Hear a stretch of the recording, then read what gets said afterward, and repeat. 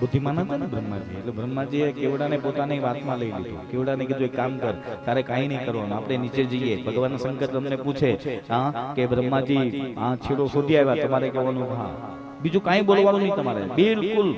બ્રહ્માજીએ પોતાની વાતમાં કેવડાને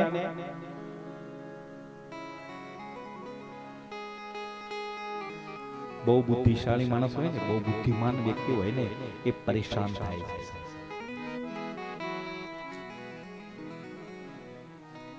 એક ભાઈ બજારમાંથી નીકળ્યો ને, બજારમાંથી નીકળ્યો એટલે તે ઘાણી ચાલતી હતી. ઘાણીમાં ખબર પડે ને, પેલા ઘાણી હતી ને, પેલું તેલ કાઢવાની ઘાણી.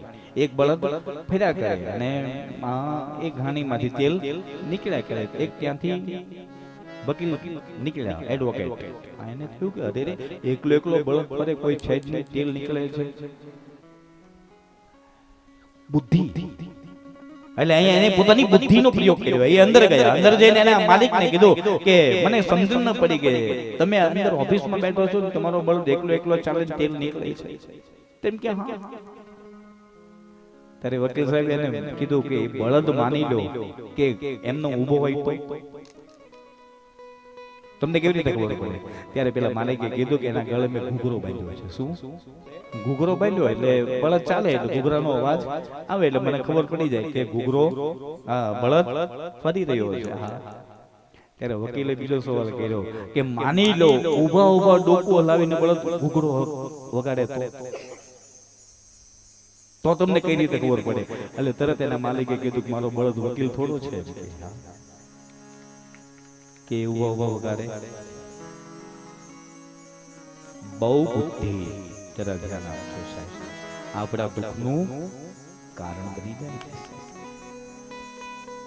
અતિ તર્ક અને વિતર્ક માણસને નવ નરકનો અધિકારી બનાવે છે.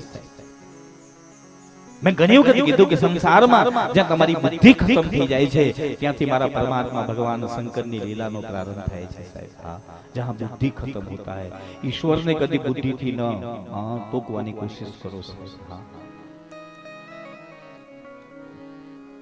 બુદ્ધિશાળી માણસ જેટલા દુખી થયા છે ને, એટલો નોર્મલ માણસ નથી દુખી થયો સાહેબ. હા, અને આપણે દુઃખ બધું કોણ આપે છે ખબર છે? બુદ્ધિ જ આપણને દુખી કરે છે.